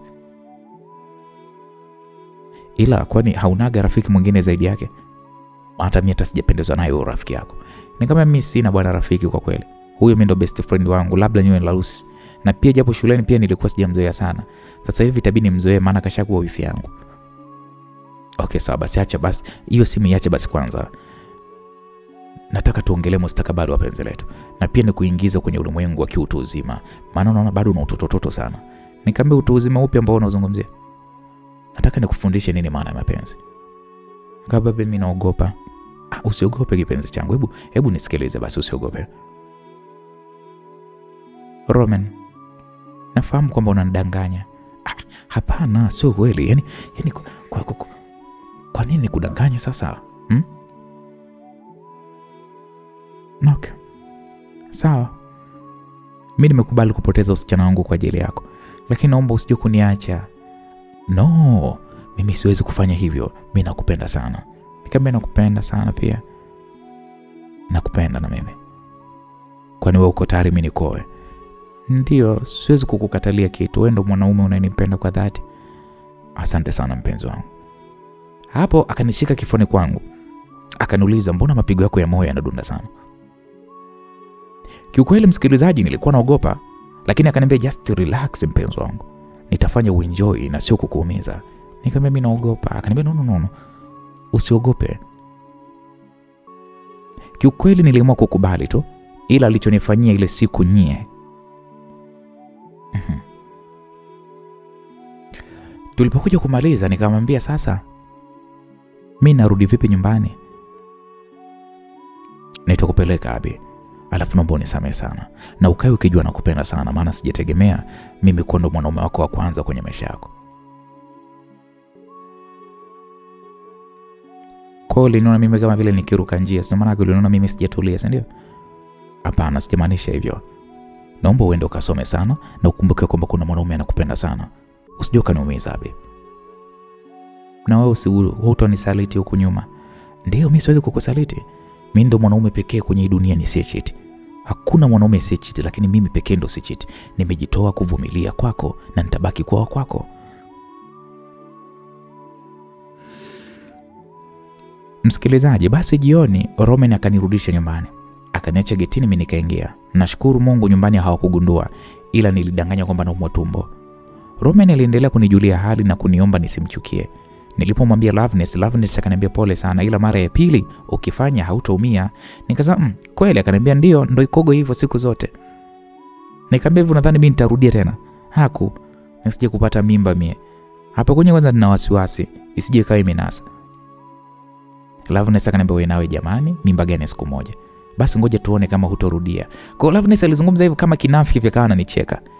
Baada ya siku kadhaa nilipona kabisa. Lakini bado nilikuwa namlalamikia Roman asije kaniacha. Na yeye pia Roman alikuwa ananisisitiza kwamba hatonisaliti kwa sababu ndio mwanaume pekee ambaye hachiti kwenye hii dunia. Basi mama alinikalisha pale chini, alinipa wosia kwamba napaswa niende nikasome, niachane na makundi ya ajabu, nisijiingize kwenye mahusiano. Lakini mimi mama nikamwambia sawa. Siwezi kuwa na mahusiano, nafuata maagizo yenu wazazi wangu. Kakaangu alicheka sana. Nikamuuliza vipi, mbona unacheka kaka? Akaniambia amna, hebu naomba kaniletee lile gauni lako lile la kijani. Nataka niende nalo dukani nikamnunulie girlfriend wangu kama lile. Kwa mimi kweli nikaenda nikalifuata nikampatia. Kaka akaniuliza mkanda wake uko wapi ile gauni? Nikamwambia bro, mpaka ni utafute. Lakini ukienda nalo kama wanalo watakuuzia tu. Sio lazima mpaka mkanda wake uwepo ndio walijua vizuri. Ila hasha. Kwa dogo unajifanya mjanja Sasa hapo bro alivyojibu hivyo alienda chumbani. Mama akaniuliza wewe kuna nini kwani kwa huyo kakako? Nikamwambia hata mwenyewe simuelewi mama, hata simuelewi kaka anamaanisha nini. Huwezi amini bro akarudi pale sebuleni akiwa na mkanda wangu ule wa kijani. Nikakumbuka Mungu wangu nilikuwa nimeuacha kwa Roman. Ile siku ambayo alikuwa amekuja ghafla kwa Roman. Hamwezi amini. Ile siku mimi ndio nilikimbia nikaenda kujificha chumbani kwa Roman. Itakuwa bro aliuona kwenye sofa akauchukua. Asa bro alivyokuja nao hapa sebuleni nikasema mimi nimekwisha. Na bro alinikataza mimi hataki nijihusishe na mapenzi. Haya leo kwa mara ya kwanza. Na aliniambia nikija kukupiga wewe, nitakupiga utoamini.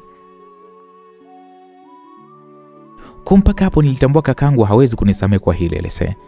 Pale mwezi mimi nilijikuta napiga magoti, nilianza kulia ili aweze kunisamehe. Sasa mama akasema nyie, kuna nini mbona sielewi? Nikasema nisamehe mimi sirudi tena.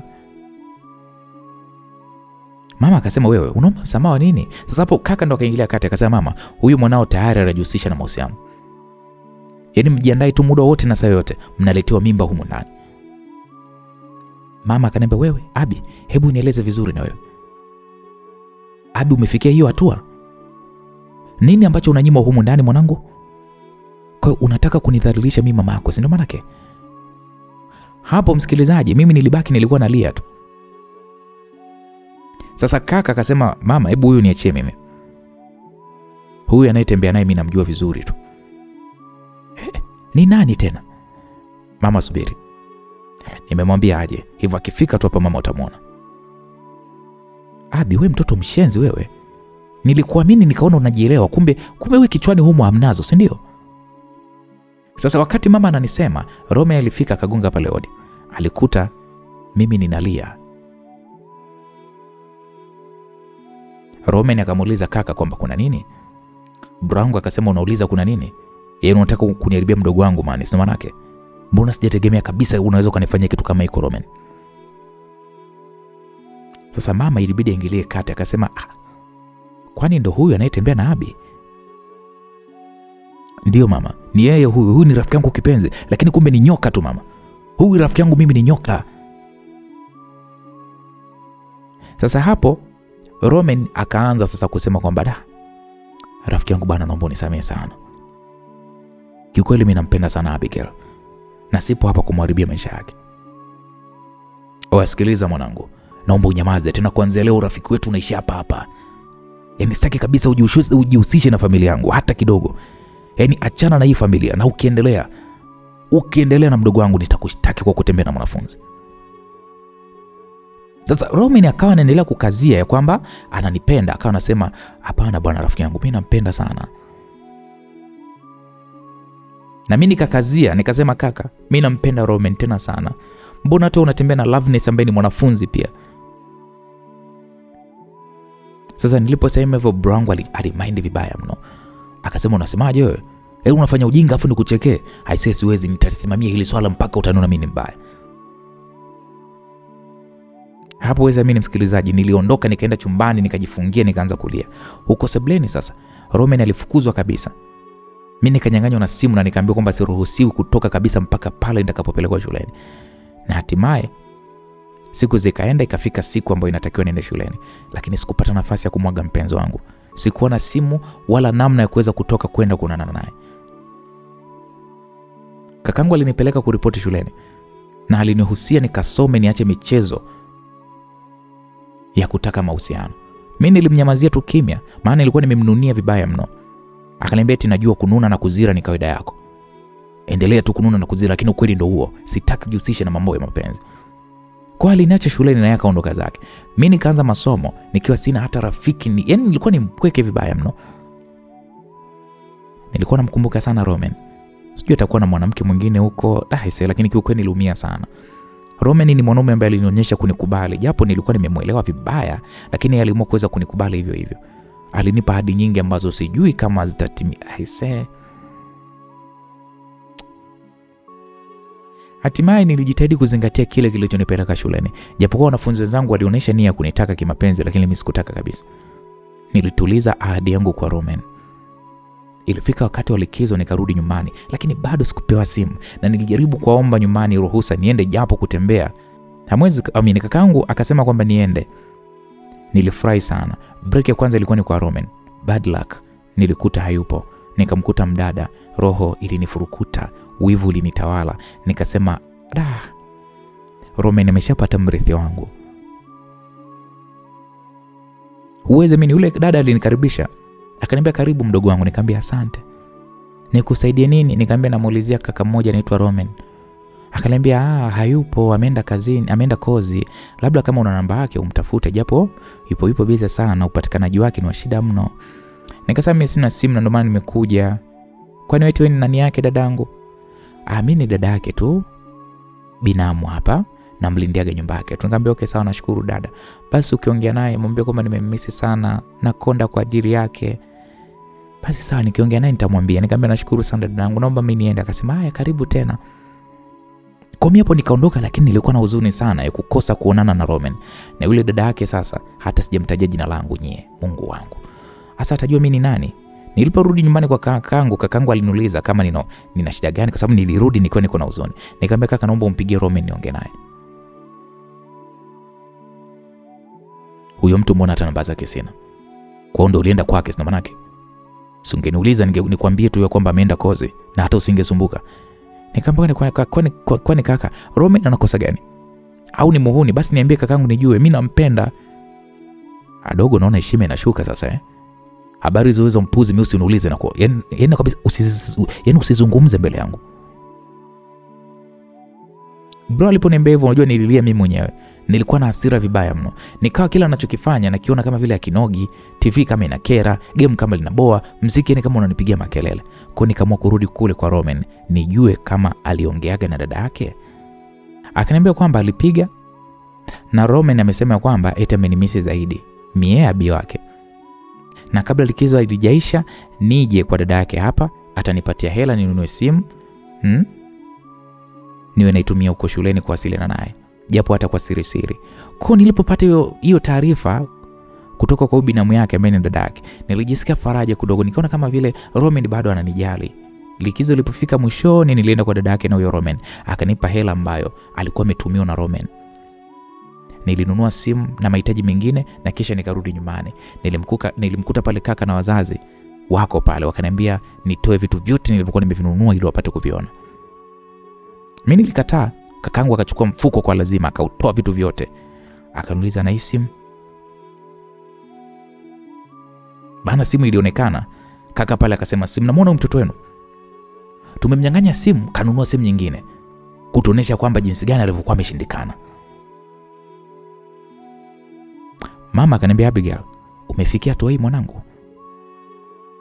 Hapo mimi nilibaki nimeganda tu. Akaniambia, hiyo simu utaikuta, nenda shuleni ukasome. Kaka kakazia hapo akasema, ndo hatutaki matokeo mabaya. Maana nimepanga nikiona unafanya vizuri na kujengea frame za biashara kwenye kiwanja chako.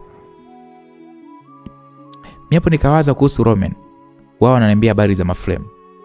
Kitendo cha kunipokonya hii simu, kiliniuma. Kiluchana moyo wangu.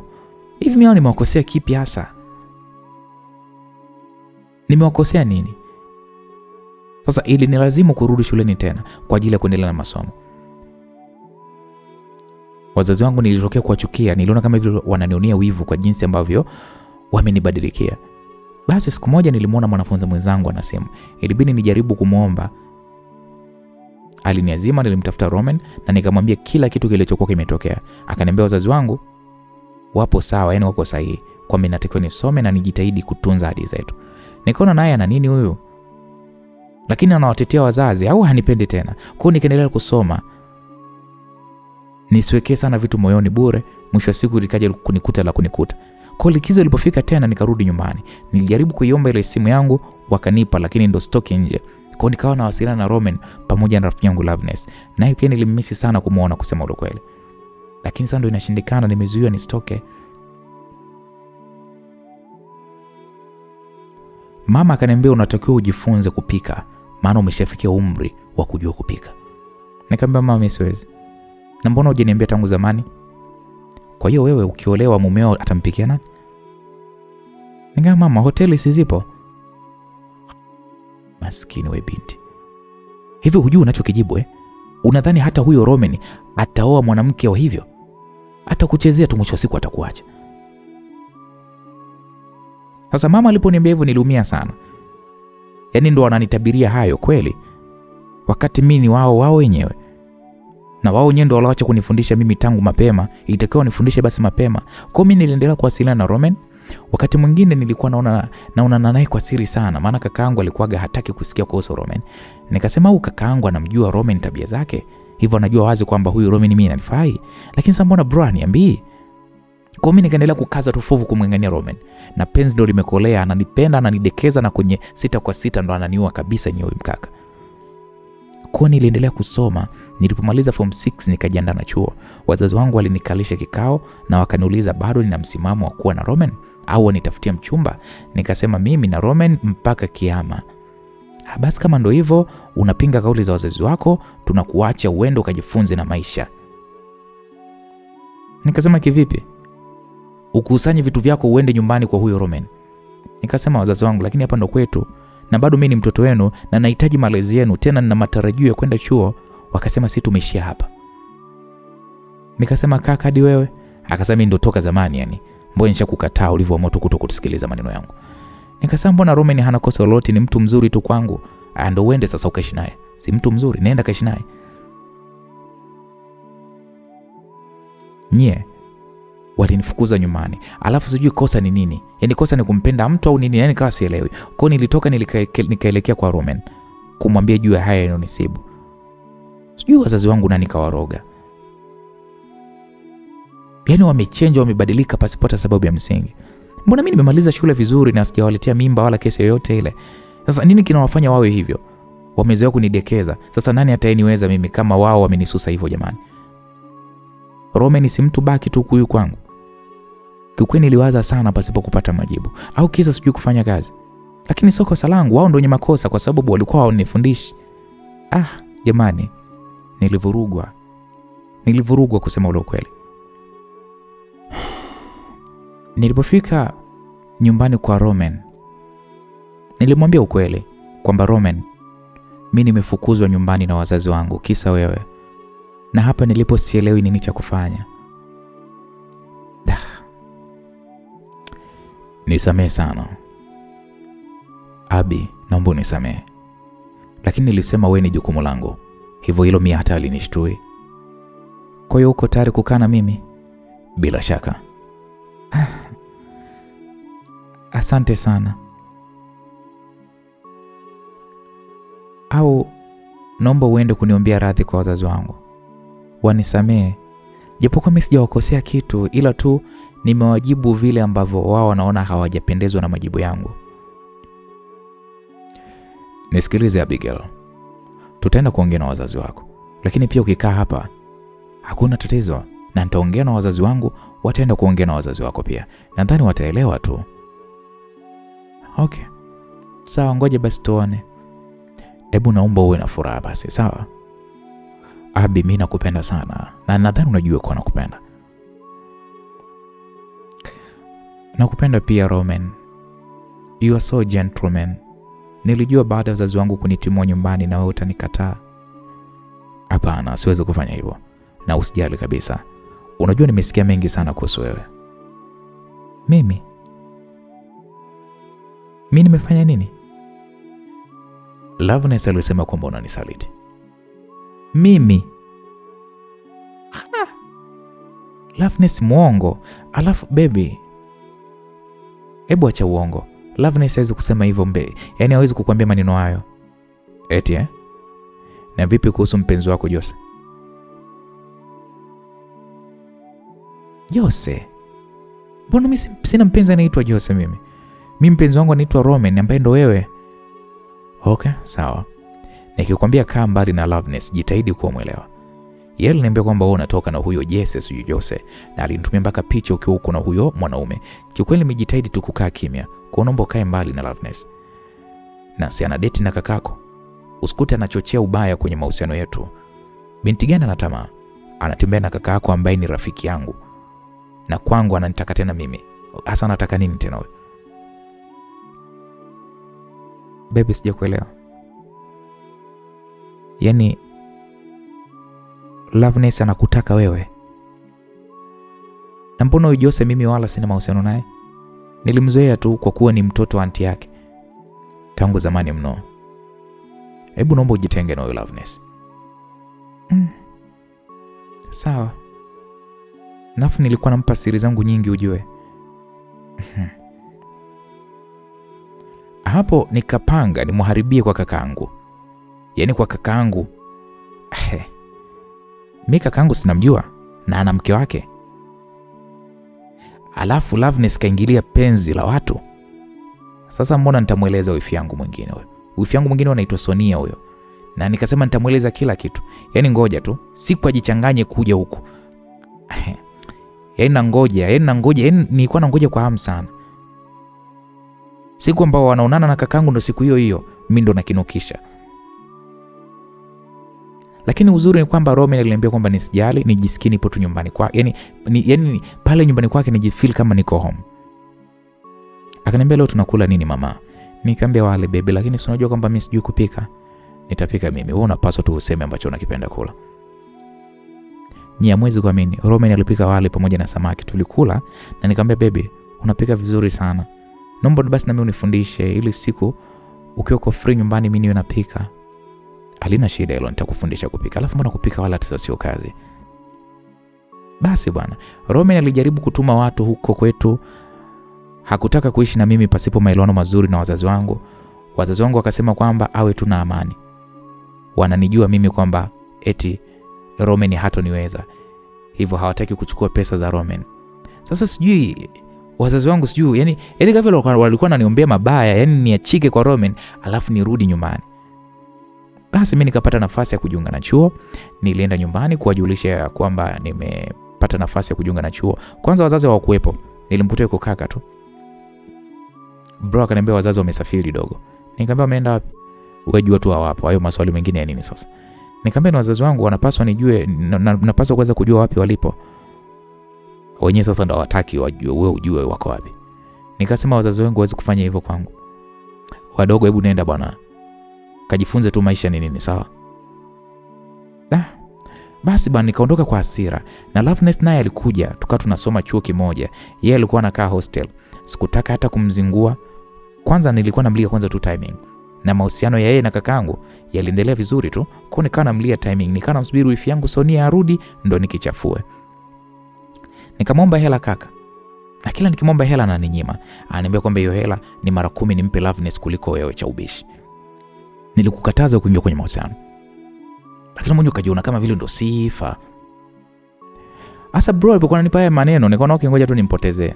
Maana ni kama vile hataki tena undugu na mimi tena. Kwa mimi nikawa naenda zangu chuo, narudi kwangu kule kwa Roman yani. Maana ilikuwa nishakuwa mama mjengo. Wazazi wenyewe tayari washanisusa.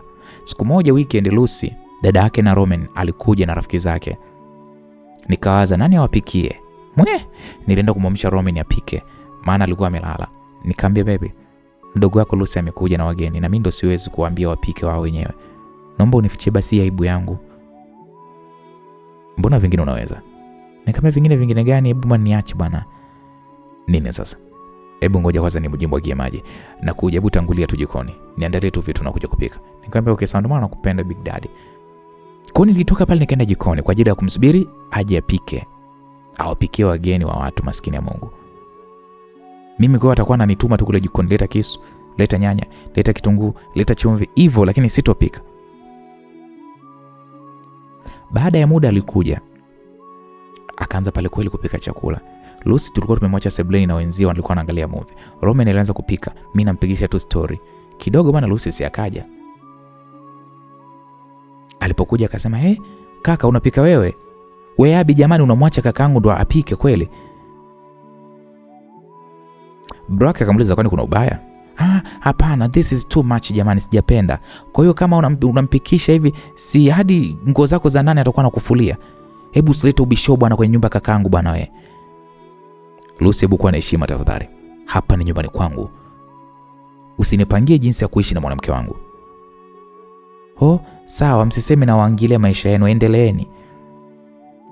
Lucy aliposema hivyo mimi nilibaki kimya. Yaani ningekuwa na uwezo ningepika, ila sasa siwezi. Nitawezaje kujiforce kitu ambacho sikiwezi? Lucy alitoka na kuambia na wenzie ya kwamba wanaondoka, hawawezi kula chakula alichokipika kaka yake. Mimi nilizima jiko nikamtoa Roman kwa jikoni. Abi, sasa mbona unazima jiko? Nikamwambia acha tu. Naomba ruhusa niende nyumbani japo hata wiki 2. Nyumbani unaenda kufanyaje sasa? Nataka nikajifunze kazi za nyumbani. Hebu acha bana. Kwani hapo uweze kujifunza? Na unajua kuwa sasa hivi mambo yamesha rahisishwa. Vitu unavipata tu mtandaoni unajifunza. Naomba tu niende nyumbani tafadhali. Okay. Sawa, mimi sina neno mama. Maadamu wewe ndio umeamua, sawa. Kwani unanipenda mpenzi wangu? Nakupenda sana tu. Nakupenda kila inapoitwa leo na sioni chochote kile kitakachoweza kufanya nipunguze mapenzi yangu kwako. Asante mpenzi wangu. Naomba nivumilie basi. Ipo siku nami nitaweza kukupikia na kukufulia bila kusahau na kazi zingine pia. Okay, sawa. Usijali kwa hilo. Uwe tu na amani. Hapo kweli niliamua niende tu nyumbani. Nilimkuta mama na baba, nikaanza kumuuliza mama, "Kwa nini sasa mimi hakunifundishaga kazi toka zamani?" Mama akaniuliza, "Kimetokea nini huko?"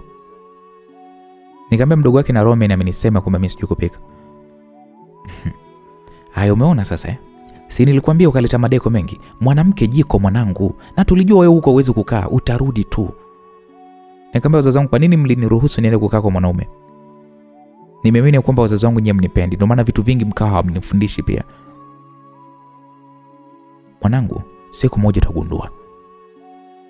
Sisi hatujaacha kukupenda. Hapo msikilizaji, mimi niligoma kurudi kwa Roman. Roman aliniuliza kwa nini sirudi? Nikamwambia bwana, mimi nimeona nitakusumbua sana. Ni heri nikae tu kwanza kwa wazazi wangu. Abi, kwa hivyo alivyokusema Lucy ndio umezira hivyo? Hebu usifanye hivyo mamangu. Hebu yasahau hayo yalopita. Nikamwambia siwezi Roman. Yaani Lucy ndo aliamua kupaza sauti ili wenzie wasikie kwamba mimi sijui kupika kweli. Okay, sasa wale wenzie wanakupa pressure nini jamani? Hebu nielewe Abi. Nikamwambia siwezi kurudi, naomba tu niache. Hapo nikawa nimemkatia simu. Nilimwambia mama, please naomba unisaidie tu kunifundisha kazi tafadhali mamangu. Mimi sifanyi tena ujeuri mama, naomba unisaidie nijue kupika. Wewe tena Yule nilikuwa nakwambia uoshe hata japo vyombo ulikuwa unanikatalia. Leo hii unataka nikufundishe kazi. Nikamwambia mama nitafanya. Okay, nitakufundisha maadamu umetaka mwenyewe. Nikamwambia asante mama. Sasa ndo naona umekuwa binti sasa, mpaka unalilia kazi. Kweli mapenzi kitu kingine. Nikasema mama, wazazi wangu waliamua kunikubalia nikae pale nyumbani tena, wakinisisitiza nikazane sana na chuo kuliko hata mapenzi. Na mimi nikawaitikia tu. Mdogo mdogo mama alianza pale kunifundisha kupika.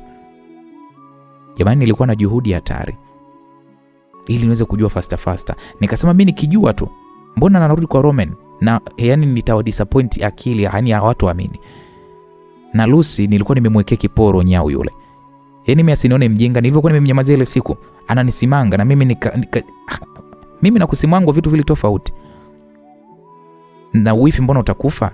Yaani aombeni sijui kupika, nikijua atanieleza. Kwanza kaka yake kanipenda. Inanitosha, kisha nipende kaka yake inanitosha. Yeye mdogo wake hiyo vipi hata siponipenda fresh. Sasa nakumbuka Roman akaniambia kwamba rafiki yako Loveness kaniambia weekend anataka apike chakula niletee. Kwani ulimwambia nini? Nikamwambia baby, mimi Loveness nilimhadithia kwa kumtega tu ya kwamba nipo nyumbani sasa hivi nahitaji kujua kupika, na kama amekwambia hivyo atakuwa anaendelea kunitafuta sasa, na mimi ndo nitamkomesha. Na naomba akisema siku hiyo analeta chakula uniambie. Okay sawa, amesema atakuja weekend. Nikamwambia okay poa. Kodi kangoja hiyo weekend ifike niende kwa Roman. Alafu huyo Loveness huyo ambaye ndo rafiki yangu wa kufa na kupona anayemtaka sasa mwanaume wangu Roman alete kwa chakula chake. Mpaka nikajiuliza kwa nini ananitafuta? Ananitafutia nini? Si abaki na kaka. Kwani kakaangu amtosha au ni vipi? Alafu namba mpenzi wangu aliibaka katika simu yangu. Sasa kama alitaka yeye angeniomba tu mimi ningempatia, kwani shida ilikuwa nini kwani? Kama alikuwa anataka namba mume wangu kwa wema, mimi ningempa. Sasa ile siku ambayo Loveness alisema kwamba atakuja kwa Roman, mimi ndo nilienda sasa. Nikamgoja huko. Kuna maswali yangu special nilikuwa nasema huyu sasa mshenzi lazima leo nibananishe nimuulize.